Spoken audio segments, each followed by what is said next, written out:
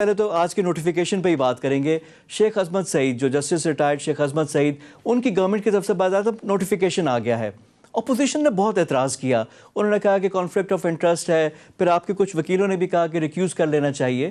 تو کیا یہ اعتراضات میں کوئی وزن ہے؟ دیکھیں بات یہ ہے کہ چونکہ یہ اس میں جو مسائل انوالو ہیں یا جو کویشچنز انوالو ہیں اس میں بہت سارے اسٹیک ہولڈرز ہیں، اور اس میں اسٹیک ہولڈرز یقینی طور پہ پاکستان مسلم لیگ نون بھی ہے اور پولیٹیکل پارٹیز بھی ہیں، اور اس میں نیب کی ہیرارکی کے جو لوگ ہیں وہ بھی ہیں.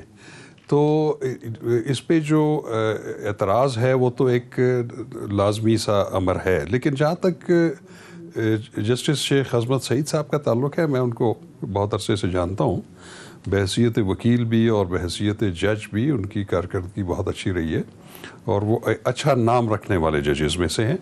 اور جہاں تک مختلف فیزز میں، جیسے کسی زمانے میں وہ ڈپٹی پروسیکیوٹر جنرل تھے، اس کے بعد پھر وہ اسپیشل پروسیکیوٹر بھی رہے، اور ان کی جو ججمنٹ ہے خاص طور پہ پیناما کے حوالے سے، ان میں وہ بھی پارٹ تھے اس کا بھی، اور جس کے نتیجے میں شاخاور صاحب انہوں نے کوئی فیصلہ تو نہیں کرنا نا، یہ تو بیسیکلی انویسٹیگیٹ کرنا ہے، اور کمیشن ہے، تو پھر کیا اس میں اعتراض؟ میں یہ کہتا ہوں کہ اس پہ اعتراض ایسا ہونا نہیں چاہیے. اس کی وجہ یہ ہے کہ انہوں نے ایک فیکٹس فائنڈنگ، آپ سمجھ لیں کہ ون ممبر کمیشن ہے، وہ یہ کوئی جوڈیشل انکوائری نہیں ہے، کیونکہ وہ ریٹائر جج ہیں.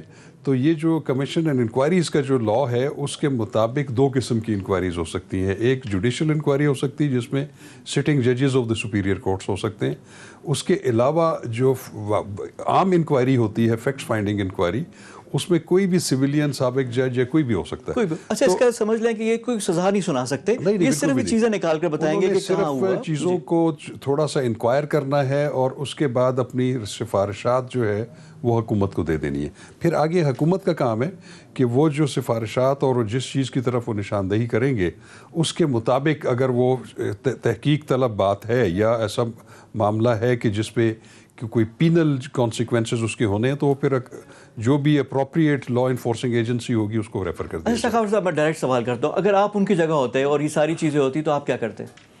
دیکھیے جی، بات یہ ہے کہ کیونکہ دیکھیں آپ نیب میں بھی رہ چکے ہیں، اور آپ اچھا میں تھوڑا سا ایک وضاحت کر دوں کہ نیب میں میں کبھی بھی ریگولرلی نہیں رہا. مجھے کسی ایک آدھے کیس میں as a special prosecutor nominate کیا گیا تھا. تو لیکن چونکہ میں نیب کے کیسز بہت زیادہ کیے ہیں اور تھوڑی سی ہم نظر بھی رکھتے ہیں اس کے اوپر، تو میں سمجھتا ہوں کہ کسی بھی انکوائری کمیشن کا کوئی سربراہ ہو یا جوڈیشل کمیشن کا، ان کے سامنے جو ٹرمز آف ریفرنس ہوتے ہیں، جو کویشچنز ہوتے ہیں، انہوں نے اپنے آپ کو وہاں تک محدود رکھنا ہوتا ہے، اور اس کے بارے میں انہوں نے حقائق جو ہیں وہ سامنے لے کے آنے ہیں اور اپنی سفارشات دینی ہے. میں بھی اگر ان کی جگہ ہوتا تو وہ جو حقائق میرے سامنے آتے تو میں انہی کو سامنے لے کے آتا اور اپنی سفارشات جو ہے اس کے مطابق دیتا. اچھا، لیکن یعنی آپ بھی اگر ہوتے تو آپ اعتراضات کو نہ کرتے، آپ اپنا کام کر لیتے.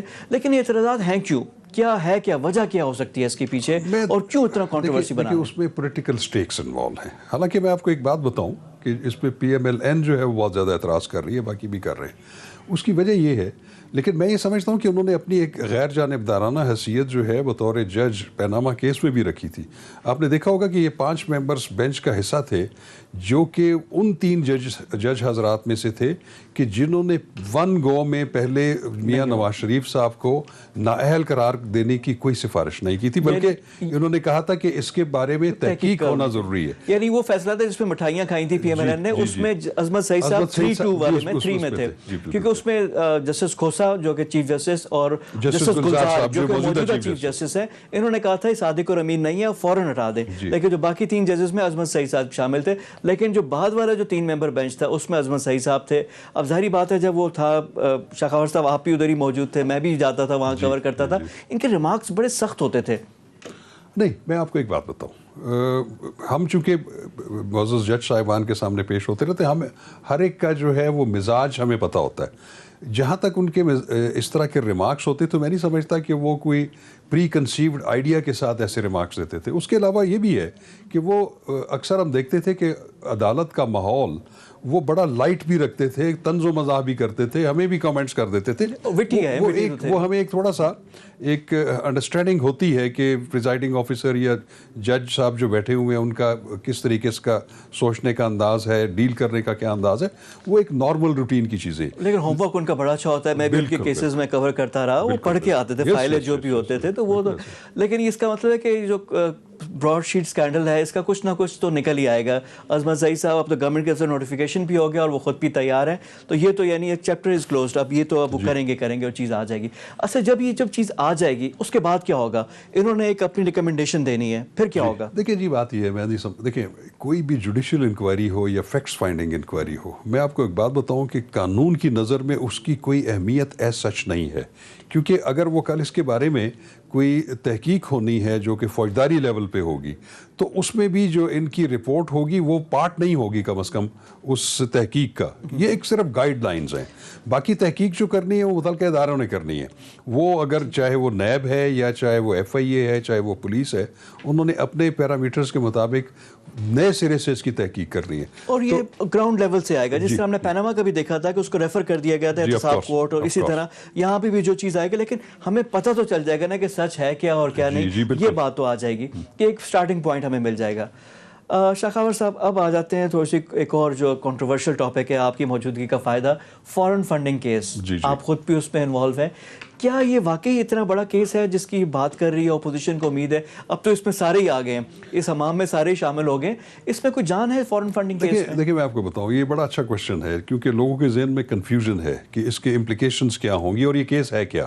دیکھیں دو طرح کے کیسز ہیں جو پولیٹیکل پارٹیز کے اوپر بن سکتے ہیں. ایک ہوتا ہے فارن ایڈڈ پولیٹیکل پارٹی, وہ پارٹی جو کہ کسی ریاست سے, کسی دیگر ریاست سے یا حکومت سے, وہاں سے وہ مالی امداد حاصل کرتی ہو. اگر ایسی صورت میں ثابت ہو جائے اور حکومت سیٹسفائیڈ ہو کہ کوئی ایسی جماعت ہے جو کہ فارن فنڈڈ ہے, تو وہ اس کا ایک نوٹیفیکیشن کر دیتی ہے جس میں وہ ڈکلیئر کر دیتی ہے کہ یہ party foreign funded political party ہے, اور اس کا ریفرنس 15 دن کے اندر اندر لازم ہے کہ وہ سپریم کورٹ آف پاکستان میں جائے گا. سپریم کورٹ آف پاکستان پھر اس کی باقاعدہ سماعت کرنے کے بعد, تمام فریقین اور شہادتیں اکٹھے کرنے کے بعد, اگر وہ اس نتیجے پہ پہنچیں کہ واقعی یہ الزام درست ہے, تو وہ پولیٹیکل پارٹی جو ہے وہ بین ہو جاتی ہے, اور اس کی جتنی لیڈرشپ ہے, جو عہدے داران ہیں, وہ 4 سال تک کوئی بھی عوامی عہدہ نمائندہ جو ہے وہ اس کے حق سے محروم ہو جاتا ہے. پاکستان کی تاریخ میں کوئی ایسی پارٹی ہے؟ یہ جو تھی نیشنل عوامی پارٹی نیپ جو تھی افغانستان کا, ان کا جو تھا وہ سپریم کورٹ آف پاکستان نے ان کو بین کیا تھا, جو کہ ابھی جو نئی شکل میں اے این پی ہے, تو وہ مثال تو موجود ہے.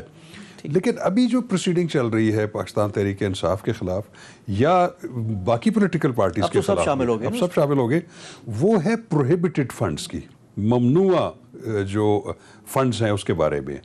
اس کے بارے میں قانون واضح طور پہ یہ کہتا ہے کہ کوئی بھی پولیٹیکل پارٹی اپنے فنڈز جنریٹ کر سکتی ہے, چاہے وہ ڈونیشنز کی صورت میں ہو اپنے حمایتیوں کے, یا وہ پولیٹیکل پارٹیز کے جو ممبر ہیں ان کی ممبرشپ فی یا ڈونیشنز کی صورت میں. اس میں ایک قدغن یہ ہے کہ کوئی بھی غیر ملکی یا کوئی بھی کمپنی, کوئی بھی مالی ادارہ یا ایسا ادارہ جو کہ کاروبار میں ملوث ہو, وہ فنڈ نہیں کر سکتا. تو ابھی ان کی جو انکوائری چل رہی ہے وہ یہ اسی چیز پہ, اس پہ الزام سزا کیا ہے, اس کی میکسیمم سزا کیا ہوگی؟ اس کی زیادہ سے زیادہ سزا یہ ہے کہ وہ والا حصہ فنڈز کا جو کہ ممنوع قرار دیا جائے, وہ ریاست پاکستان کے حق میں جو ہے وہ ضبط ہو جائے گا. تو پھر یہ اتنا شور کیوں ہے؟ اصل میں جو لوگوں کے ذہن میں ایک مسکنسیپشن ہے وہ یہ ہے کہ شاید ایک بہت بڑا جو ہے پاکستان تحریک انصاف کے اوپر جو تلوار لٹک رہی ہے اور وہ گرنے والی ہے, وہ اس صورت میں ہے کہ ان کا فنڈ ثابت ہو جائیں گے فوراً, اور وہ جو ہے وہ بین ہو جائے گی اور ان کے خلاف تعدیبی کارروائی. تو یہ میں سمجھتا ہوں کہ ایک مسکنسیپشن. اس کو اسے لٹکایا کیوں گیا ہے؟ 6 سال سے کیوں چل رہا ہے؟ اور شروع میں پاکستان تحریک انصاف خلاف آگے کرتی رہی ہے. اور ابھی عمران خان نے بھی کہا کہ جی پچھلا چیف الیکشن کمشنر ہمارے خلاف تھا, تو وہ کیا کر لیتے پچھلے چیف الیکشن کمشنر؟ دیکھیں میرے سے, میں چونکہ ادھر اس میں نے شامل ہوئے تقریباً 1.5 سال ہو گیا ہے, میں آپ کو یقین سے کہہ سکتا ہوں سوائے ایک ایڈجرنمنٹ کے کہ وہ بھی ہمیں نوٹس پچھلی دفعہ نہیں تھا, تو میرا ایک کسی لاہور ہائی کورٹ کے کسی بینچ میں کیس تھا, اس وجہ سے ہوا, اس وجہ سے ادروائز ہم نے ایک دن بھی التوا نہیں لیا. اور ایک بات میں آپ کو انٹرسٹنگ اور بتاؤں کہ یہ الیکشن کمیشن آف پاکستان کی انٹروینشن کے اوپر پچھلے سال یہ 17 اگست کو یہ کارروائی کمپلیٹ ہو چکی تھی.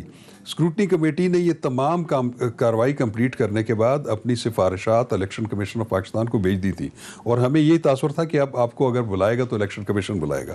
تو اس کے بعد پھر الیکشن کمیشن نے ان کی ریکمنڈیشنز میں کچھ چیزیں کمی تھی تو ان کو دوبارہ بھیج دیا, اور دوبارہ یہ اسکروٹنی پروسیس شروع ہوا ہے. تو یہ میرا خیال ہے کہ یہ کوئی زیادہ عرصہ نہیں لگے گا اس میں, یہ چند ہفتوں کی بات ہے کہ یہ اسکروٹنی کمیٹی اپنا ٹاسک کمپلیٹ کر کے الیکشن کمیشن کو جو ہے. اچھا میرے کچھ چند کوئک سوال اور مختصر جواب. یہ جو پروہیبٹیو فنڈنگ جو ہے, ممنوعہ جو فنڈنگ ہے, اس کی اماؤنٹ ہے کتنی؟ کیا یہ لاکھوں میں, کروڑوں میں, یا چند ہزاروں میں؟ دیکھیے میں آپ کو بتاؤں کہ ابھی تک اسکروٹنی کمیٹی وہ تلاش کر رہی ہے. میں آپ کو بڑی بالکل واضح طور پہ ایک بات بتا دوں, کیونکہ اب تک جتنی اسکروٹنی ہمارے سامنے ہوئی ہے, ہم نے ایک ایک پیسہ, ایک ایک ڈونر جس نے اوورسیز پاکستانیز نے پیسے دیے ہیں, ان کا آڈیٹڈ اکاؤنٹس جو ہیں وہ الیکشن کمیشن آف پاکستان کا حصہ ہیں, اس کو کوئی بھی انسپیکٹ کر سکا ہے. ابھی تک میرا خیال ہے کہ کوئی ایسی چیز سامنے نہیں آئی کہ جس میں وہ کہہ سکے. $700 کی بات ہو رہی ہے. میرے لیے تو یہ ایک خبر ہے کہ کوئی $750 کی بات ہے, میرے نظر سے ایسی کوئی نہیں گزری.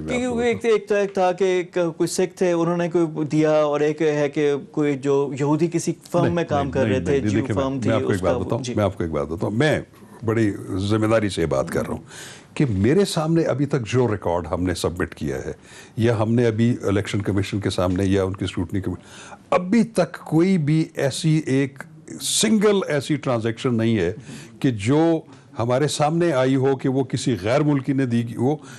کیا جائید کہ وہ کسی ہمارے سکھ برادری کے کسی بندے نے وہ بھی انڈین نیشنل نے دی ہو, ایسی بالکل کچھ بھی نہیں ہے. کوئی انڈین نیشنل یا کوئی اس طرح کا کچھ نہیں. اچھا اب آ جاتے ہیں دوسرا سوال, جو آپ نے کہا کہ سپریم کورٹ میں جائے گا. اگر یہ سپریم کورٹ نے ہی طے کرنا ہے تو الیکشن کمیشن کیا کر رہا ہے؟ یہ آپ کس کی بات کر رہے ہیں جی؟ یہ فوراً یہ کیس آپ نے کہا کہ سپریم کورٹ میں اگر پارٹی کسی کو بین بھی کرنا ہوتا ہے تو الیکشن کمیشن کی یہ کارروائی کیا ہے؟ دیکھیں الیکشن کمیشن کی ڈومین میں یہ بات بالکل بھی نہیں ہے. جو اسکروٹنی کمیٹی کر رہی ہے یا جو کاگنیزنس انہوں نے لی ہوئی ہے, اس کا ممنوعہ فنڈز کے ساتھ کوئی تعلق نہیں ہے. ممنوعہ فنڈ کا جو طریقہ کار ہے میں نے آپ کو بتا دیا ہے, وہ فیڈرل گورنمنٹ کا کام ہے کہ فیڈرل گورنمنٹ نے ایسی پولیٹیکل پارٹی کو شواہد اکٹھے کر کے اس کو ڈکلیئر کرنا ہے کہ یہ جو ہے فورن فنڈڈ پولیٹیکل پارٹی ہے, اور اس کا ریفرنس سپریم کورٹ میں دینا, اور supreme court of Pakistan will be the final arbiter. اچھا لیکن ابھی جو ہے وہ تو حکومت والی پارٹی کے اوپر ہے, تو اب کیا حکومت اپنے ہی خلاف کوئی جائے گی کیا؟ دیکھیں میں آپ کو بتاؤں, یہ پروسیجر میں آپ کو بتاؤں, اس کے پیچھے ایک کیس ہے, وہ ہے حنیف عباسیز کیس, جو انہوں نے عمران خان صاحب اور پی ٹی آئی کے خلاف کیا ہوا تھا. اس کیس میں سپریم کورٹ آف پاکستان نے ہولڈ کیا ہوا ہے کہ یہ جو کارروائی چل رہی ہے یہ بالکل پینڈنگ ہے, اور اس میں جو ہے الیکشن کمیشن اس کی تحقیق اور اسکروٹنی کرنے کی مجاز ہے. لیکن انہوں نے واضح کر دیا تھا کہ یہ کیس جو ہے یہ فورن ایڈڈ پولیٹیکل پارٹی کا نہیں ہے, یہ پروہیبٹڈ فنڈز. اچھا اب آ جاتے ہیں جو اصل خطرناک چیز ہے کہ فورن ایڈڈ پولیٹیکل پارٹی یا کوئی اور غیر ملکی پورا ملک وہ کسی پارٹی کے کیا انڈیا ہو جائے, اسرائیل ہو جائے, لیبیا ہو جائے, اور یا کوئی اور اسلامی ملک بھی اگر ہو جائے تو وہ بھی اسی میں آ جاتا ہے. اب اس میں حافظ حسین احمد جو JUI کے رہنما بھی ہیں, وہ مولانا فضل الرحمان پہ الزام لگاتے ہیں کہ جی وہ لیبیا اور باقی ممالک سے ہو رہے ہیں, تو یہ ان کے لیے کتنی خطرناک چیز ہے؟ دیکھیں یہ تو ایک الزام ہے, میں نہیں سمجھتا کہ محض الزامات کی بنیاد پر ایسا کوئی حکومت اتنا بڑا سٹیپ اٹھا سکتی ہے جب تک ان کے پاس کوئی سالڈ پروفز نہ ہوں, ان کے پاس ڈاکومنٹری پروفز نہ ہوں.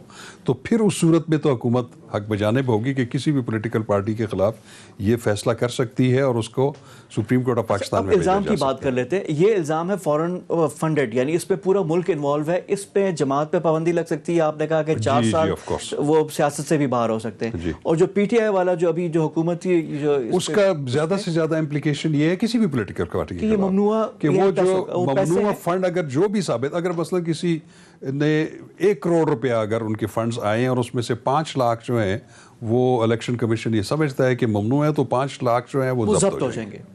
یعنی this is the maximum that can happen. جی بالکل. لیکن جو دوسرے والا کیس ہے وہ اب زیادہ خطرناک ہو جی سکتا ہے. لیکن وہ تو کسی کے خلاف ابھی ہے بھی نہیں ہے کوئی ایسا کیس. اگر آ جاتا ہے تو اس کا مسئلہ پھر جی آف کورس وہ تو بالکل اس کی امپلیکیشنز اپنی جگہ پہ موجود ہیں. لیکن اس کو کیسے ثابت کیسے کریں گے؟ دیکھیں مجھے آپ اندازہ ہو رہا ہے کہ آپ کس چیز کی طرف نشاندہی کر رہے. تو اگر کوئی ایسی ان کے پاس ثبوت ہوں، فرض کریں حکومت کے پاس اپنے ذرائع سے آئیں اور وہ ایسے انریفیوٹیبل پروفس ہوں ڈاکومنٹری، تو پھر تو یہ وہ رائے قائم کر سکتے ہیں اور ایسا کام کر سکتے ہیں.